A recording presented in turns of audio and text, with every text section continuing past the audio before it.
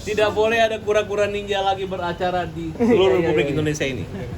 Orang yang sudah dicabut basnya, dipecat Kongres Advokat, tidak boleh lagi jadi pengacara. Saya udah ingatkan ke seluruh polisi.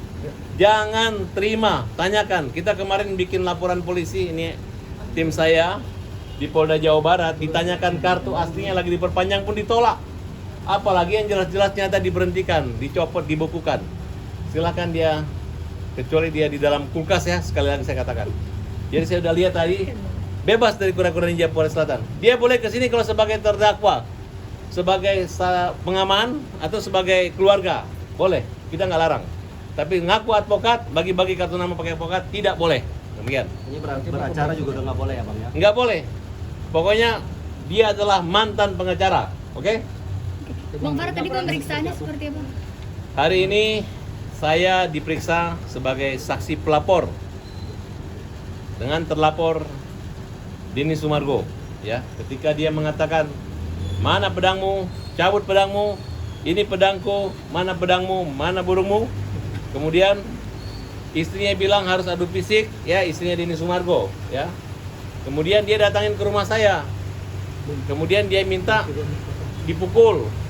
Nah, dan dia udah klarifikasi kalimat itu dia ketahui, tapi masih ngomong ujaran kebencian terhadap saya. Dan sudah dimaafkan, dan sudah, bukan dimaafkan, sudah difasilitasi oleh menteri, masih dia ngerjain saya. Dia tidak cabut laporan dia, dan dia nggak cabut laporan dia, dan dia ngejek-ngejek saya, katanya mangkir. Nah, oleh karena itu saya tantang dia lagi, silakan lanjutkan aja laporannya, nggak usah. Saya udah blok, saya nggak mau ketemu lagi, saya nggak mau mediasi lagi. Saya anggap ini permainan. Agus saja dimain-mainin dengan uang 1,7 miliar, habis dimain-mainin. Dia mau coba-coba main-main sama saya gitu. Nah, dengan kesabaran saya hadapi mereka bahwa ini bukan pemain TikTok, tidak tepat seorang TikToker mempermainkan pengacara kaum lemah. Di saat saya membela kaum lemah, dia mempermainkan, dan tujuannya adalah mempermalukan untuk mendapatkan viewers, mendapatkan uang dari podcast maupun daripada pemberitaannya dia gitu. Hanya untuk popularitas. Oleh karena itu saya anggap DS ini adalah orang yang harus dihadapkan dengan hukum. Dia nggak kapok-kapok mempermalukan orang. Berarti tidak ada damai, Bang? Ya, kalau sudah dilaporkan ngapain damai lagi gitu. Polisi nanya, sempat saya mau cabut, tidak jadi dicabut, ya, tidak jadi cabut. Kenapa?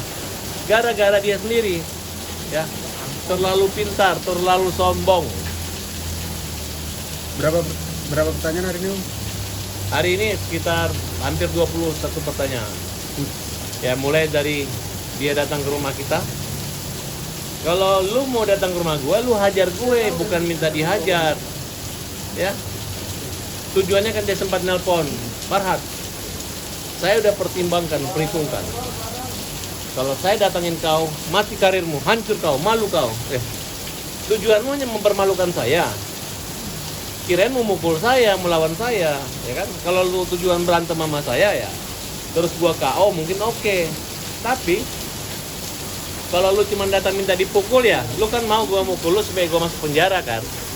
Nah, sekarang hebat, orang seperti itu hebat. Ya, menurut saya, gue laporin, lanjutin sampai ke meja hijau, nggak ada damai. Sudah ada info untuk pemanggilan Densunya belum, Bang?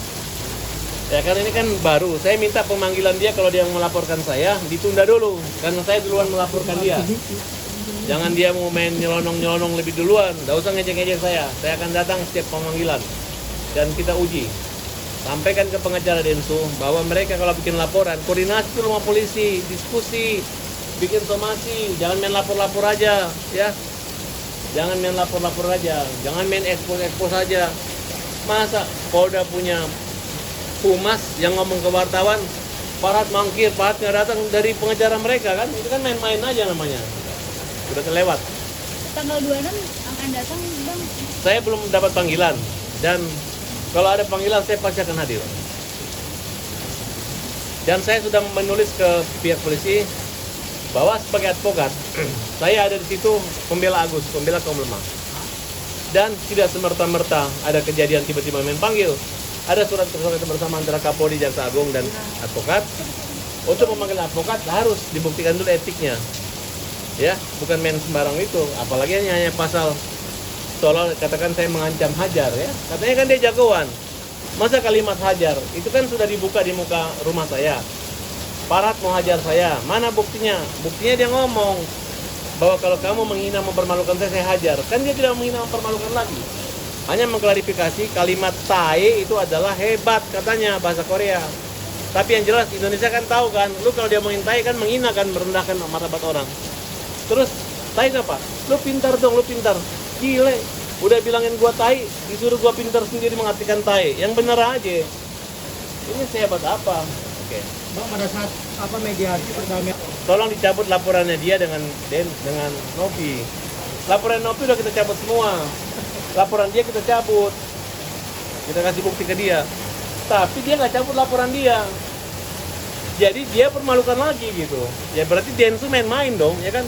Dan tidak menghargai lembaga Kementerian Sosial. Nah, makanya nggak usah pakai Pak Menteri, nggak usah pakai apa-apa. Memang dia harus kita sidangkan. Ada yang boleh sampaikan dong untuk Densu? Nggak perlu sampaikan, kita dengan cara masing-masing aja gitu kan. Saya punya cara, dia juga punya cara. Oke? tambahan Bang tadi Bang? Rizal, ngomong Rizal. Tadi ada beberapa bukti yang kita sampaikan, yaitu bukti rekaman video Denny Sumargo yang mengadu domba antara suku Bugis dan suku Makassar ya, dan beberapa bukti-bukti lainnya gitu. Dan kita minta kepada pihak kepolisian Metro Jakarta Selatan untuk segera memproses hukum laporan polisi ini dan segera menetapkan Denny Sumargo sebagai tindak pidana ujaran kebencian dan permusuhan gitu. Dan saksi lainnya yaitu saksi Iskandar atau Ais yang untuk diperiksa di Polres Jakarta Selatan itu.